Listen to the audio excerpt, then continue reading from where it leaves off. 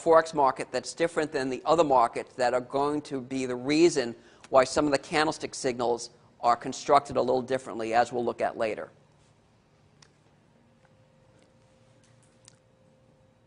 The lines above and below the real body are called the shadows. So we have the upper shadow and the lower shadow. The high of the upper shadow is the top of the session, and the bottom of the lower shadow is the low of the session. Now, I had mentioned some of the benefits you'll be walking away with at the end of the seminar. The early reversal signals, avoiding bad trades. You'll also be able to, and let me explain why, be able to combine candlesticks with your favorite Western charting techniques. And one of the things we'll be talking about today when we did the overview was candles and Western technicals. You know, I'm asked, Steve, if candles are so great, why Western technicals? Well, let me ask you this. What 4 data points do we need to make the candlestick line? Open, high, low, and close. What do we need to make a bar chart? Same thing. And this is really valuable, and this is why I'm able to do seminars for institutions. Whatever Western charting techniques you use, Fibonacci retracements, and I'll show these later on, moving averages, Bollinger Bands, trend lines. Obviously, we don't get volume in the Forex market, but for those who trade non-Forex, volume. Whatever you do in a bar chart, you do in a candlestick chart. But by adding the visual insights of the candles, which we'll be looking at later, if you get a candlestick signal confirming a Western signal, the probability of a trade working is much, much higher. And as I just said before, the reason I'm able to do seminars for institutional traders, I don't go in there saying, hey, use the candles instead of what you've been using over the last 10 years for your career. What I suggest is use this in addition to. And that's what I suggest to you.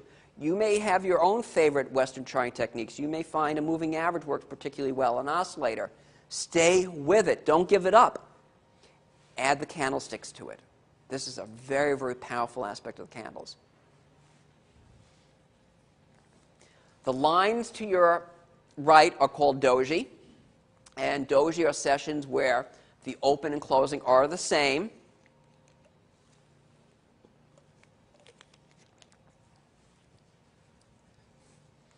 And doji, again because of the Forex, are going to be viewed a little bit differently than non-Forex.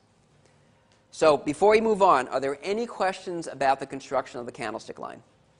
Yes? I have a question about the use of candlesticks on different platforms, because I've noticed that, like, if you have one data feed based on one bank, then you have, it's very clear that the close of one candle is equal to the open of another candle. What I would suggest doing, and we're going to look at this in a couple of minutes, is don't be too critical about if one candlestick line is a doji and another one on another platform has it not quite a doji. And we'll look at that in a couple of minutes. Right? But essentially, I think it's really important if you're using a data source, most data sources close at 5 o'clock. I would really make sure it does that. Because most of the people who trade, the institutions, will have it closing at 5 o'clock in New York. Okay. Now, how can we use the candlestick lines? We're going to start looking at single candlestick lines. The Japanese will say the real body is the essence of the price movement. And that's a really exciting concept, because what the candlestick line shows is the force behind the move. If we have a long white real body, who's in charge? The bulls, right. A long black real body, obviously the bears are in charge. Now, as the real body gets smaller and smaller, we wind up with what the Japanese call spinning tops. These are just small real bodies. And what's wonderful about the candlesticks is that they alert you to subtle changes in the markets, the supply-demand situation. So with the tall white candle, the bulls are in charge. A long black real body, the bears are in charge. As we get these diminutive real bodies, as shown here, it shows the market may be losing a little bit of force. Now, let me show you why, if you're trading with a bar chart, and it's to your credit that none of you are, But if you're trading with a bar chart, you're trading at a real disadvantage. Okay, here we have a chart, a bar chart, and based on this bar chart, the market looks fairly healthy. It's holding the highs very well. No reason for caution. Now we take the same data as this bar chart and convert it into a candlestick chart. Remember, we use open, high, low, and close. See the different visual representation we're getting? Although the market's holding the highs very well, is it doing so with long white wheel bodies or with spinning tops and doji? Obviously the latter, correct? And what this is showing us is that the market may be losing some steam.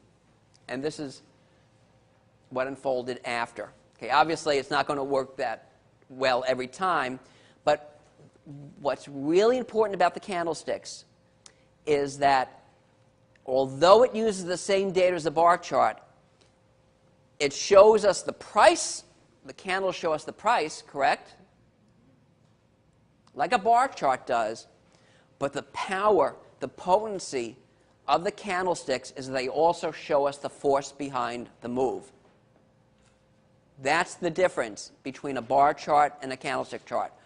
I guess you could mentally convert a bar chart into a candlestick chart, but why bother, right?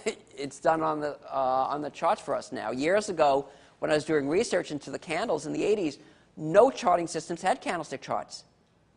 I had to draw them all by hand. Okay, now all the charting packages have candlesticks. So this is what we're going to be looking at today, reading how to gauge what the candles tell us about the momentum of the market. So, although the market's descending here, in this blue circle,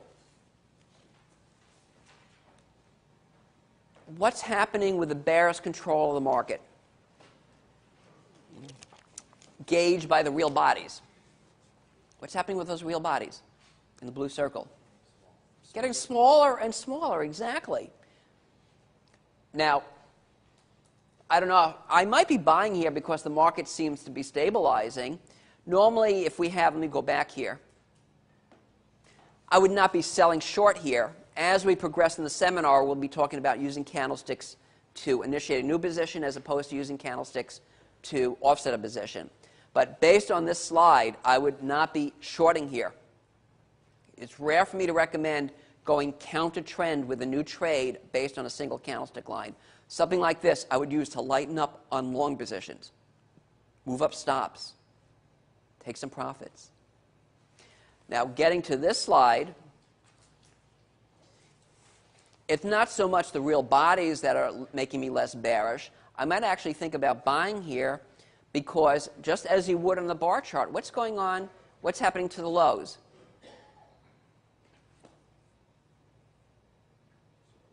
Right. You see, we're going from lower lows to the same lows, and then we're making higher lows. So the market's making a rounding bottom. And what's nice about this, although there are no specific candlestick signals, is we have a very clean-cut stop-out level. We'll talk about trading psychology a little bit later. There's not really a course in trading psychology, but my feeling is whenever you're going to place a trade, set a stop before you place the trade. That's when you're most objective. So it's the same information as the bar chart, but because it's drawn a little differently, we get volumes of more information, volumes and volumes of information that you just don't get with a bar chart. And sometimes a little difference, and that's all this is. It's the same data, but it's drawn differently. Sometimes a little difference makes a big change. So with that in mind, I have this slide. Okay, a different perspective changes the whole picture, and you're going to have to watch this as I progress. Okay. I'll go back. Some of us, it looks like a face, right? And now it doesn't look like a face.